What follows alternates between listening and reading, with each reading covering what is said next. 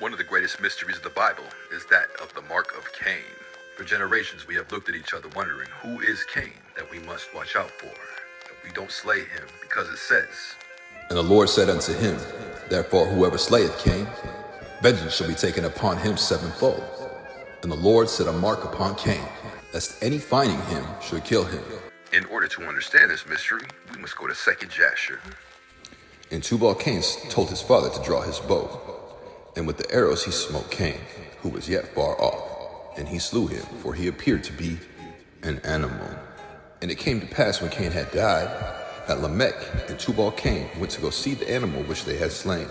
And they saw, and behold, Cain, their grandfather, was fallen dead upon the earth. And Lamech was very much grieved at having done this.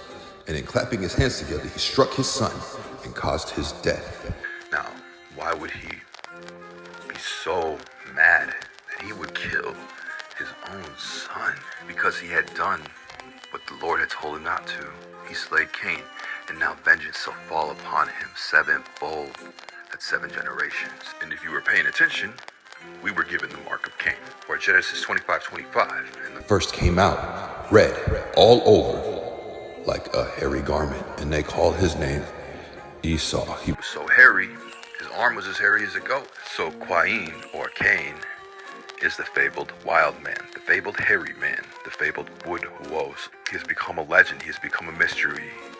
We used to fight with him all the time. It is also known as Bigfoot. Now I know some of you laughed when I said that, but question is, why did everybody from Alexander the Great to Charlemagne to the modern day American Indians, everybody has said something about this giant hairy man? And why did they call him the green man, the wild man? Why did they call him green? That's because of a certain type of color blindness that only affects men on the average.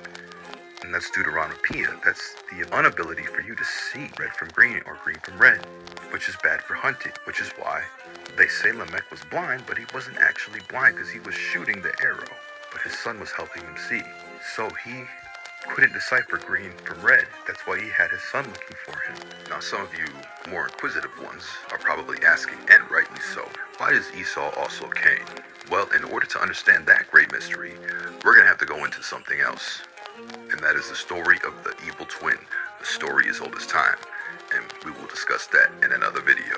Watch my other video, Harry, Mary, and Ragnarok, if you want to see how Cain's avenged sevenfold.